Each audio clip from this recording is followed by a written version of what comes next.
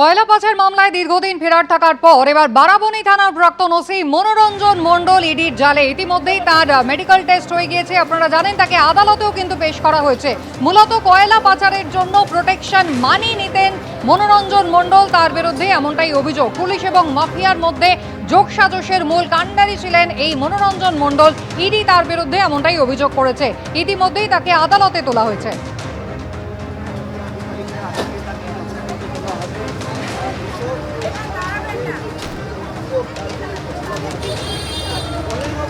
দীর্ঘদিন ধরে ফেরার ছিলেন মনোরঞ্জন মণ্ডল। তার খোঁজে তার বাড়ি সহ আরো একাধিক জায়গায় ইডির আধিকারিকরা পৌঁছে গিয়েছিলেন। তার হদিশ পাওয়া যাচ্ছিল না। গতকাল তাকে গ্রেফতার করে ইডি।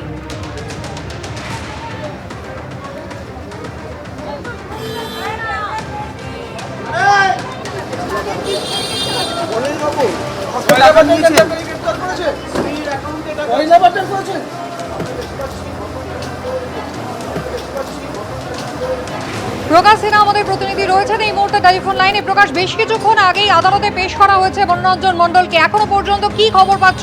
তার বিরুদ্ধে কি কি অভিযোগ ইডির তরফ থেকে আদালতে করা হলো?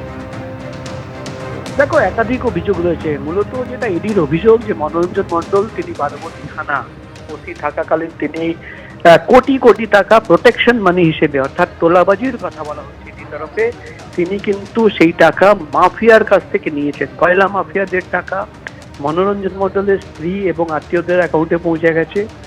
সেই টাকা তিনি নিয়েছেন প্রোটেকশন দেওয়ার জন্য, অর্থাৎ কয়লা মাফিয়াদের যে কয়লা পাচার করা হতো সেখানে তিনি কিন্তু প্রোটেকশন দিতেন, অর্থাৎ পাচার করতে সাহায্য করতেন।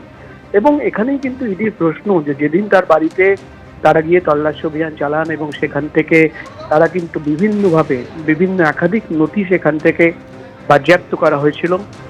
তারপর তাকে 3বার নোটিশ পাঠানো হয়। তিনি কিন্তু বেপাত্তা ছিলেন, তার খোঁজ পাওয়া যাচ্ছিল না।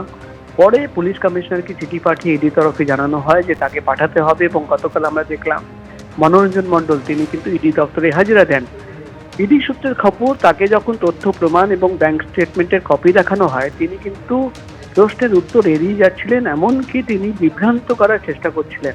এবং আজকে যে ফরওয়ার্ডিং লেটার কোর্টে ইডি তরফে পেশ করা হয়েছে সেখানে কিন্তু কয়লা মাফিয়ার কাছ থেকে যে টাকা তার স্ত্রী এবং আত্মীয়দের অ্যাকাউন্টে পৌঁছে গেছে, এবং সেই টাকা আবার পরে দেখা যাচ্ছে যে হাওয়ালার মাধ্যমে ভিন রাজ্যে চলে যাচ্ছে। এখানেই কিন্তু ইডি আধিকারিকদের আশঙ্কা যে সেই টাকা দিয়েই কিন্তু একাধিক জায়গায় সম্পত্তি কেনা হয়েছে। সেই সম্পত্তি কোথায় রয়েছে, কাদের কাদের নামে রয়েছে, বেনামি সম্পত্তি রয়েছে কিনা, একাধিক প্রশ্ন হচ্ছে, যার উত্তর পাওয়ার জন্যই কিন্তু তাকে কাস্টাডিতে নেওয়ার আবেদন ইতিমধ্যে ইডি তরফে জানানো হয়েছে। আর কিছুক্ষণের মধ্যেই যখন এই মামলার শুনানি শুরু হবে তখন দেখার বিষয় হবে যে ইডি তরফে আরো কি তথ্য প্রমাণ কোর্টে পেশ করা হয়।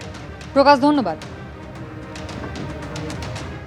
এবিপি আনন্দ, এগিয়ে থাকে, এগিয়ে রাখে।